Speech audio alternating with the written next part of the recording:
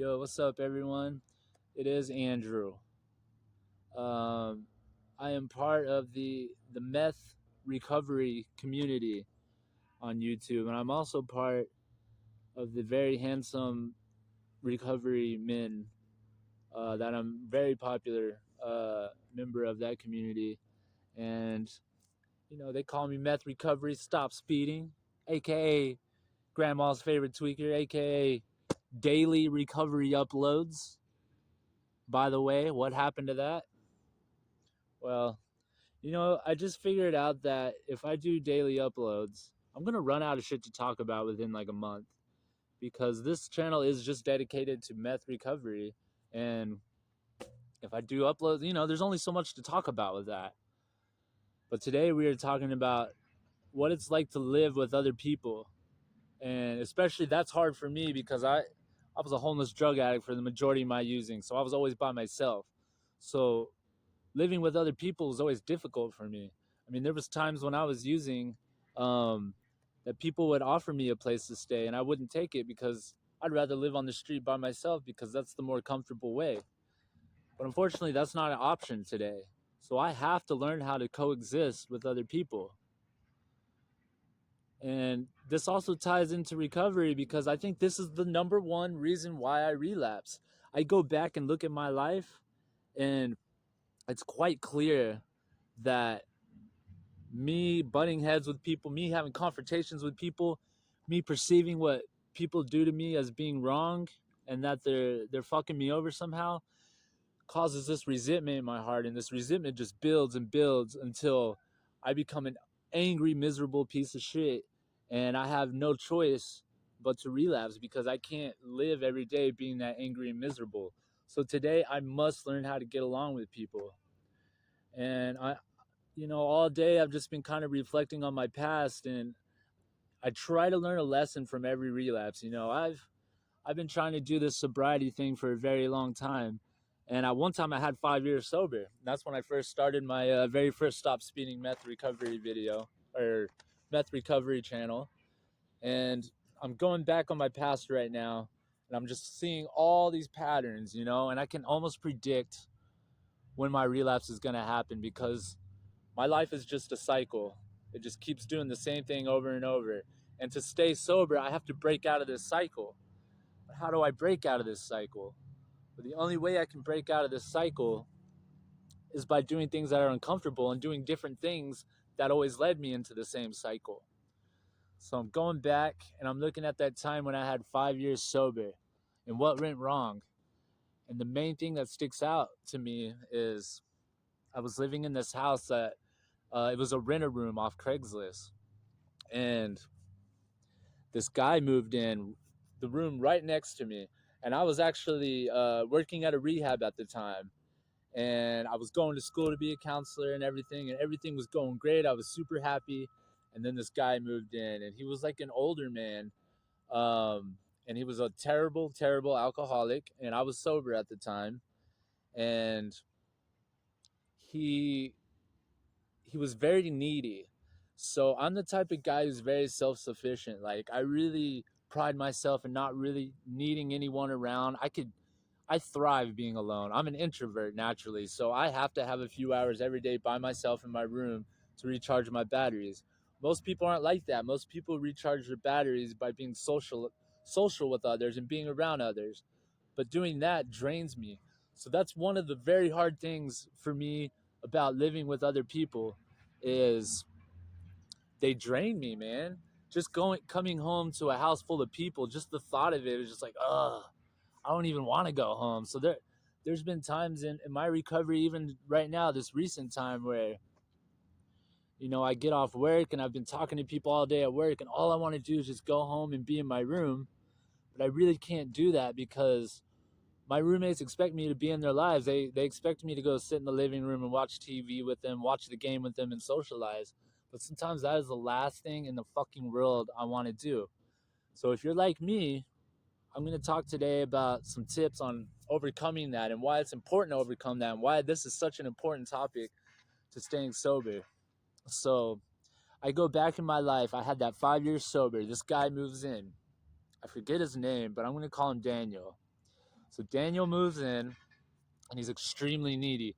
As soon as I get home, he's like, "Yo, what's up, Andrew? How are you?" And he'd have a beer in his hand, and right there, that would that would trigger me. That would put anger because I'm like, dude, you know I have 5 years sober. Why are you drinking in front of me? But see, Daniel didn't know this. Daniel didn't know that drinking around me made me uncomfortable. And to be quite honest, I didn't know that either because I had 5 years sober and I really prided myself in being like really strong in recovery. So like even my girlfriend would drink in front of me at the time, and I never told her it bothered me, and I don't think I wanted to admit it bothered me. But you know, being an alcoholic and seeing someone get wasted in front of you, it's gonna bother you. If it just happens every once in a while, it won't be that bad. But if it's happening every day, like it was with Daniel, it's gonna start bothering you. You know, I become jealous. I see somebody getting fucked up every day and getting away with it, and I can't do it. And when I do try to do it, I don't get away with it. So right there, the feelings of jealousy start building. But of course, I don't tell him this because it was something I didn't even really know about myself yet.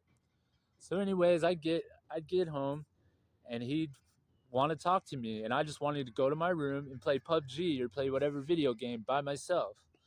So I would go straight to my room. I'd go right past him, try to just be as short as possible with him. I'd go in my room, then I'd hear the knock on the door. Dun, dun, dun. I'd be like, oh my God, dude.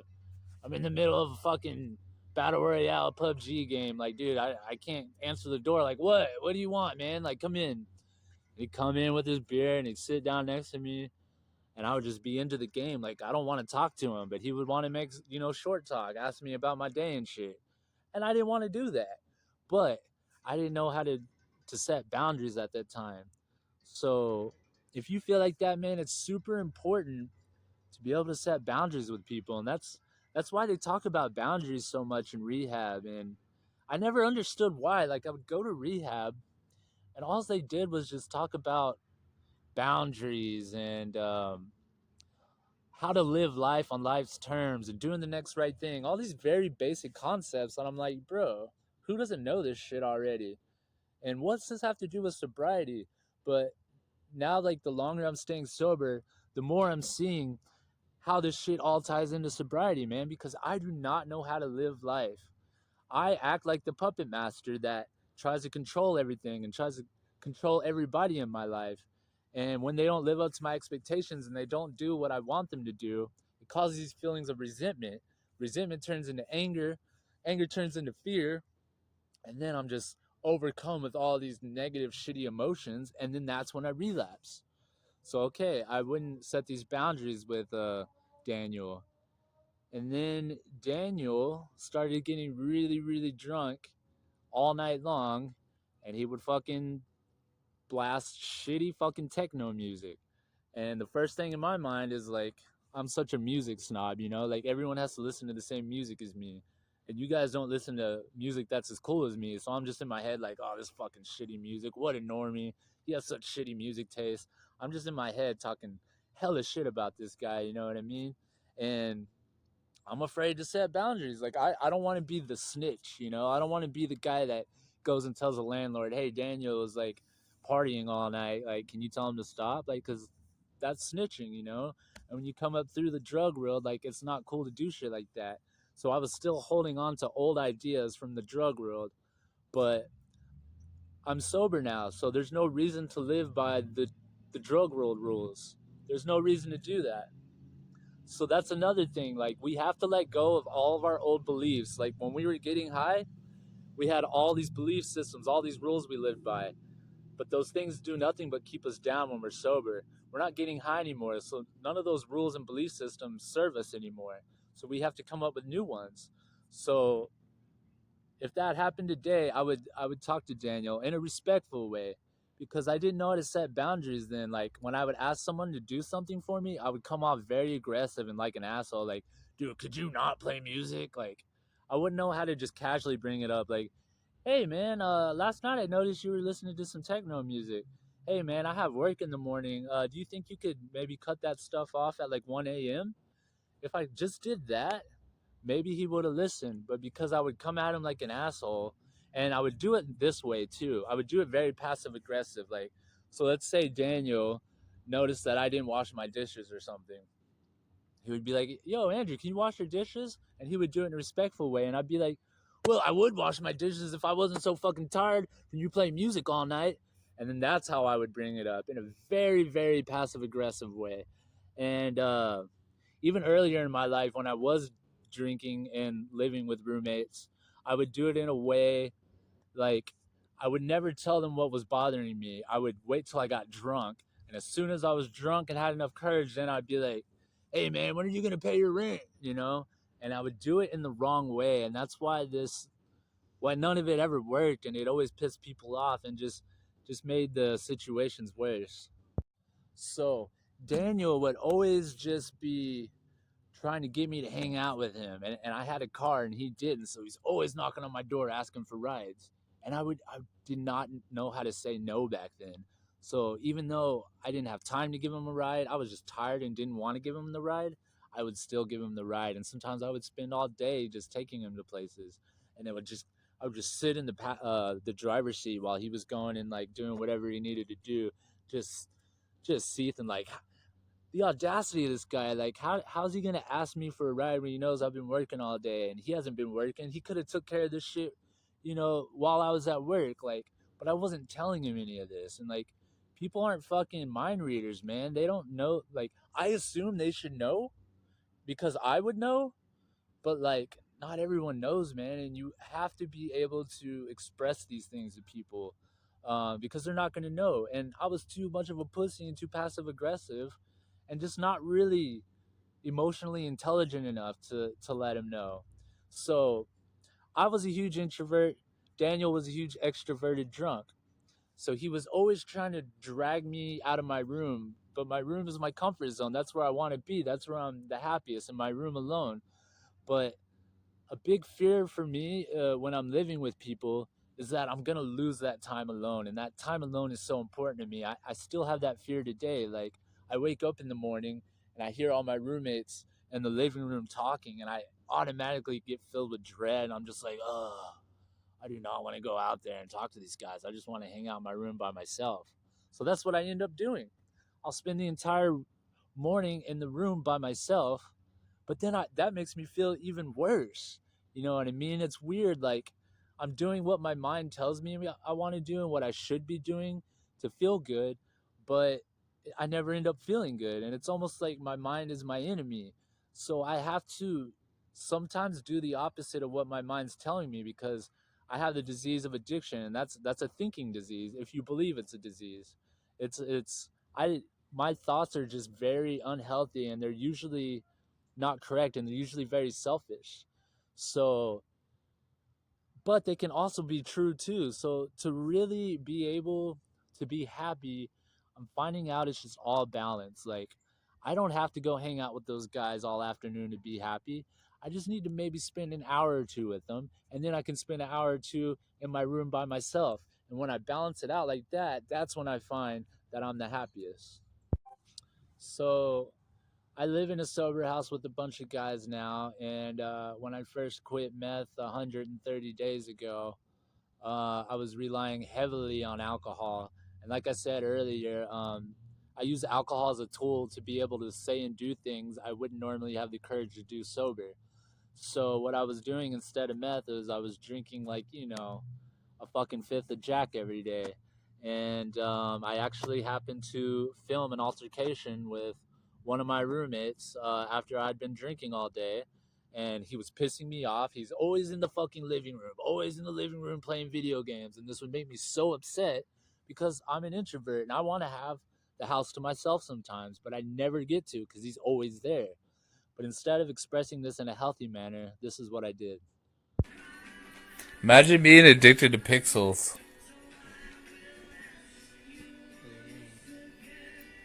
Like, I'm addicted to pills and I'm addicted to like shit on the street, but like you're addicted to pixels, my man. These are polygons. Okay. Imagine being addicted to polygons, like even worse.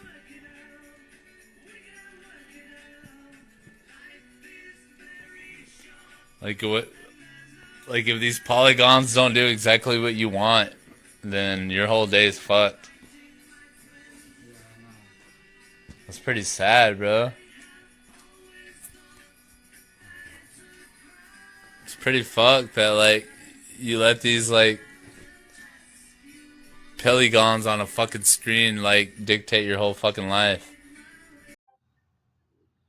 So that was somebody I live with now, and that just happened a few months ago. Whenever I was using alcohol as courage to say things I didn't want to say sober, and as you can say, I said it in the wrong way, and that shit went south real quick. And what ended up happening is, to this day, me and this guy still have problems, and it's mostly because of how I have gone about telling him the things he needs to do. So, what do I need to start doing different to fix this relationship? Because unfortunately, like, if you live with someone, whether you like it or not, you have to build a relationship with them. You kind of have to be on good terms with them, no matter how they act.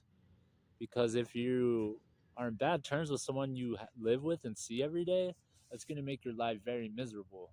So how do I start looking at this in in a way that's healthy, and how do I start repairing and mending this relationship?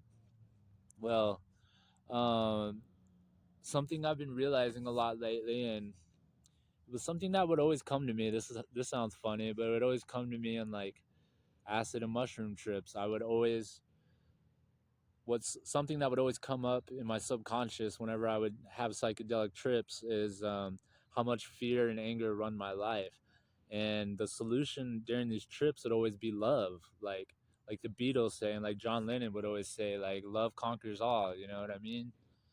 And so this guy is actually at the sober house for a mental disorder. He doesn't do drugs or alcohol. He's actually there because he can't live in society because he's, very schizophrenic. And so when someone's schizophrenic, that means they're sick. So I have to look at this guy like he's a sick man, and I wouldn't treat someone who's sick bad. You know what I mean? So all of this was just because of dishes. Like, I was just so tired of washing his dishes, and anytime I wanted to use the sink, it would be full of dishes. That's not my fault. That is 100% his fault. I have the right to be mad, but I don't have the right to bring that up to him the way I did. And I completely just, like, him playing video games all the time had nothing to do with the fucking dishes. Like, I should have never brought that up. That was just like me throwing in some extra shit to piss him off so he can feel all the anger I feel whenever I see a fucking, sink full of dishes. So today I have to look at it with love, and I don't have to like this guy, but I have to love him. I have to have love for all my fellow humans. And if I don't, then I'm just going to walk around this world like very angry. So whenever I see that sink full of dishes now, I have to be like, "Hey, man, I noticed you didn't get around to doing your dishes. Can I help you out with it?" And if I ask him like that instead of the way you just saw me ask, it's gonna work out a lot better. And a big problem I have with living with others is just trust, man. I come from the drug world where you don't trust anyone and everyone stabs each other in the back. And then I come over to this sober world, and I still have those trust issues. But like, the thing is, man, the majority of people in this world are actually good people and actually mean well. But they make mistakes sometimes, and that's okay. I have to allow people to make mistakes. Like, maybe Steven just forgot to do those dishes. Maybe he's not doing it on purpose to piss me off like I perceive and like I think he is. You know what I mean? That's another one of those old beliefs, like, don't trust anyone. Like, bro, if I live my whole life without trusting people, I'm gonna live a very lonely, miserable life, and I don't want to do that. You know what I mean? And you know, a big thing with the trust too is just being rejected. Like, I want everyone to like me, even people that I don't like. I want them to like me.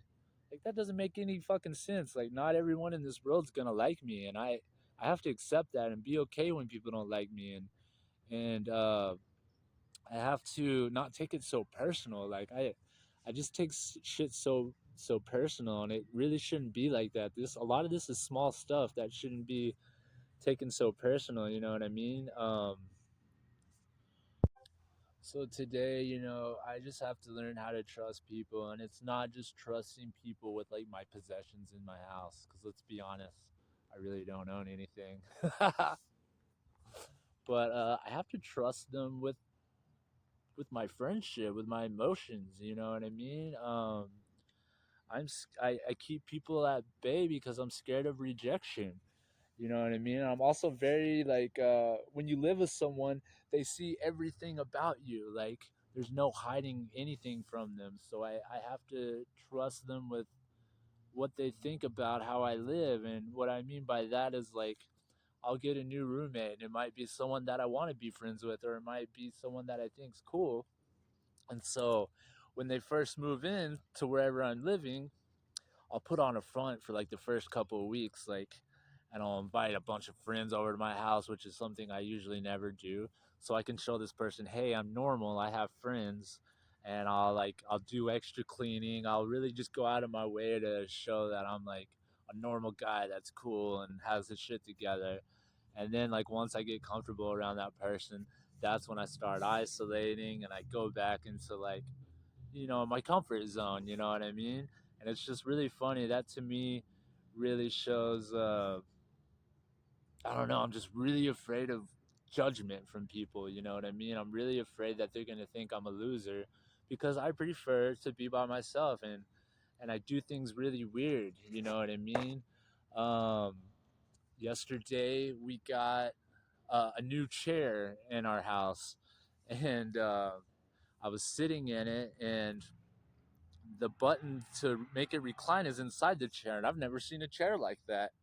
Um, Chairs I've always seen, it's on the outside, so I'm just like struggling really fucking hard to get this chair to recline, and my roommate was like, "Hey, retard, the buttons in the inside," and I hit it, and I was like, "Oh shit, I found it. That's what's up." But I was like, "Hey, retard, like, why did he have to like say it like that to me? Why couldn't he been like, hey, buddy, it's right there?" Because that's how I would say it. Like, whenever I help people, I'm very like nice and helpful about it, and I expect everyone else to do the same. And that's the thing with expectations. Like I expect everyone to do everything like me, and that's just not the way it is. And when he called me a retard, it was in a playful way, but as soon as he said that, bro, boom, it hit me in my heart, and I'm a very emotional guy, and I was mad about that for probably like 2 hours, and I really had to like meditate and reflect on like, man, I really like this guy, but man, when he called me a retard, that fucking pissed me off.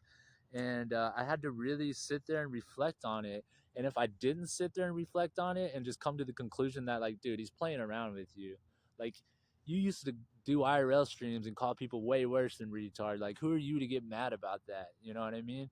If I didn't sit there and reflect and, like, come to that conclusion, I would still be mad at him today. So now I can see why I was such an angry, miserable, just fearful, full of anxiety guy back then, even though I had 5 years sober. I can see why now, because I would always come to these conclusions, and they were very unhealthy conclusions, and they weren't real or true. So I was just living in this really fake world of unnecessary fear and anxiety that I didn't have to live in. But I would never challenge my thoughts. I would just any thought that I would have about other people, and especially people I lived with, any thought that I would have, I would just say that's the truth.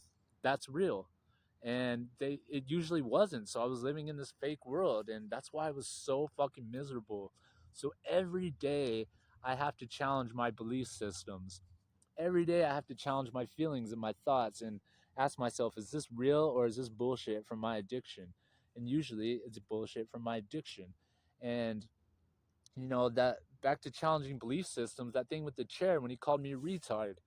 My whole life I've been called stupid, you know what I mean? I was the pothead in school, and I was the class clown, and everyone would call me stupid. I made bad grades. I think I have like book smarts, but I don't have like common sense smarts. Like when I start a new job, it takes me a long time to learn very basic concepts everyone else can learn real fast. But like if you ask me to write an essay or a paper, I fucking do really good at it. So like I just have a different kind of intelligence than most people. That doesn't make me stupid. It just makes me different. You know what I mean? And that's what's up. It makes me unique. But when he called me retarded, it really really fucking hurt me. But that wasn't his intention to hurt me. You know what I mean? But it really hurt me because most of these belief systems we formed them as children, so that was a belief system that I formed as a child, and it's a belief system that I need to smash, and I need to like start telling myself I'm not retarded, so whenever someone does call me retarded, I don't feel so hurt and bad about it. You know what I mean? So I think my biggest problem with living with others, and something I really need to work on the most, is just my jealousy. um, when I live with others, my jealousy really shines. I can be jealous that this person is using more space than me in the fridge, even though I never have food in the fridge because I usually go out and eat. That makes no fucking sense. Like, if I'm not using the space, they might as well utilize it and use it. But something inside of me is like, that's not right. They get 75% of the fridge and I only get 25%.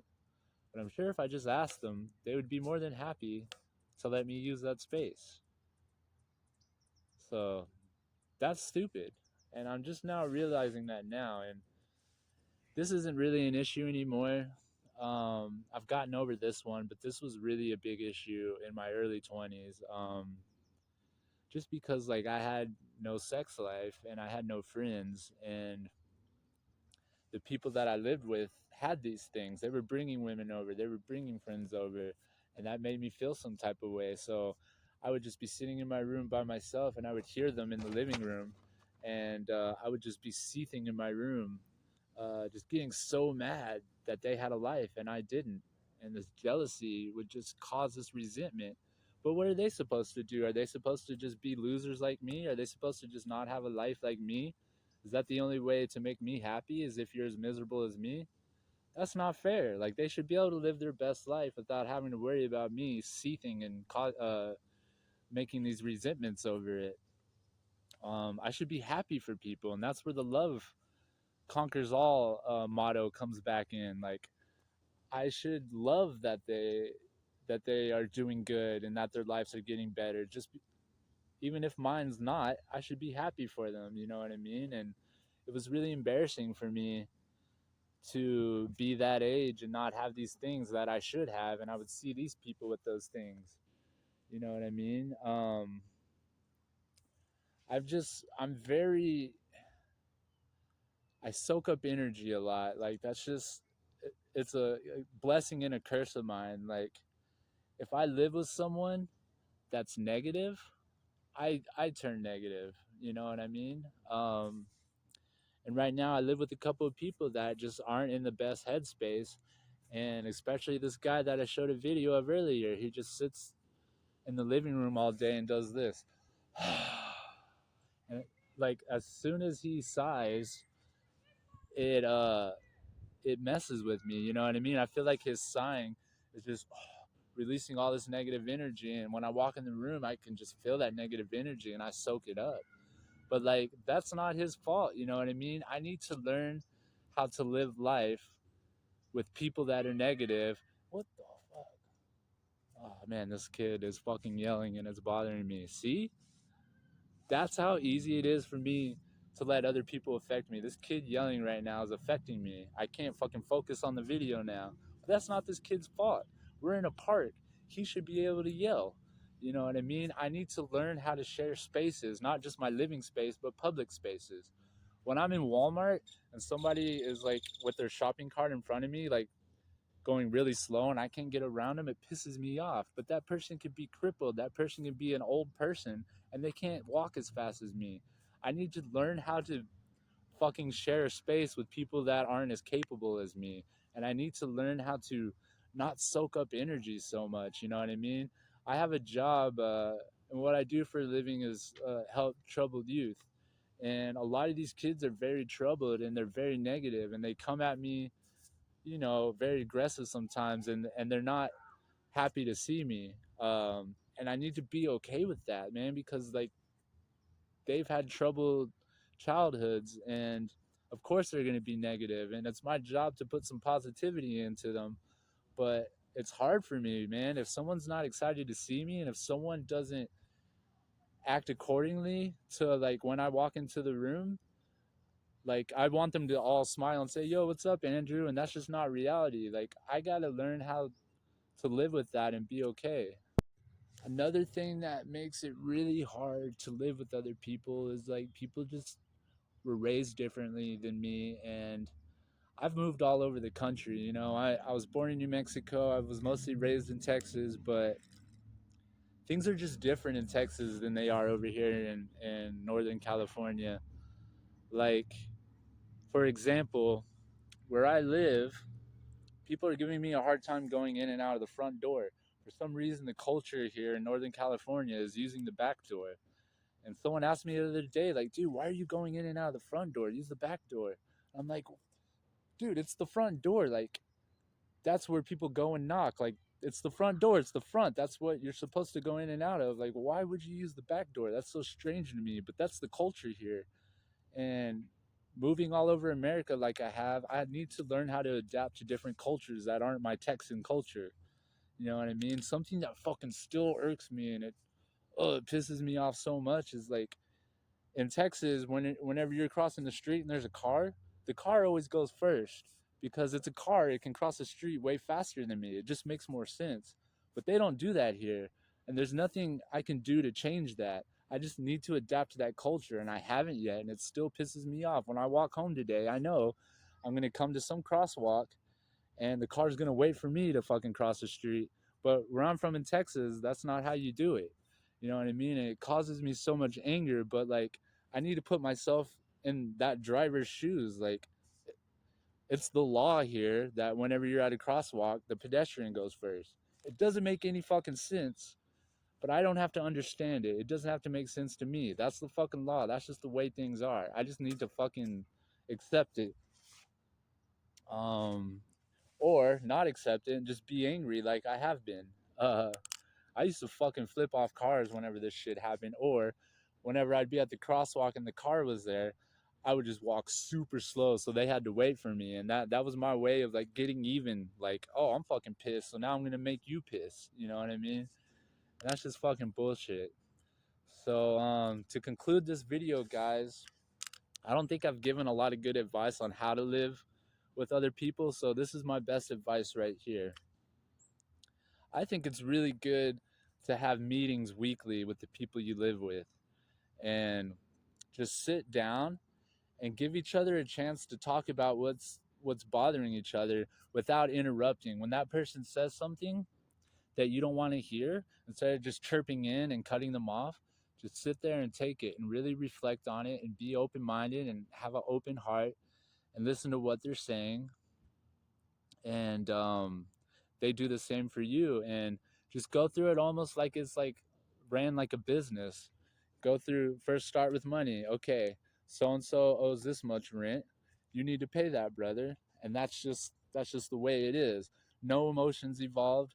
It's just like a business. Do it like that. And then you go to the next part of the business meeting, chores. So and so needs to clean the bathroom, so and so needs to clean the kitchen. And if they're not, then there's consequences. You got to pay a fine or you get an extra chore. And I think if a house is ran more like a business and less on emotions, then it's going to run a lot smoother and better. So anyways, guys, I don't know. I really, this last week I've gotten like 300 new subs. My channel is actually growing faster than when I did Crazy IRL, and I was like putting my mind and body at risk. And it's super cool. I just get to sit here and talk about this stuff, and I'm getting just as many views and subs as when I did during IRL streaming. So I really appreciate you guys for that. And honestly, like I always made videos for money. Like I did IRL streaming for money, but what I'm getting out of this is so much deeper and more.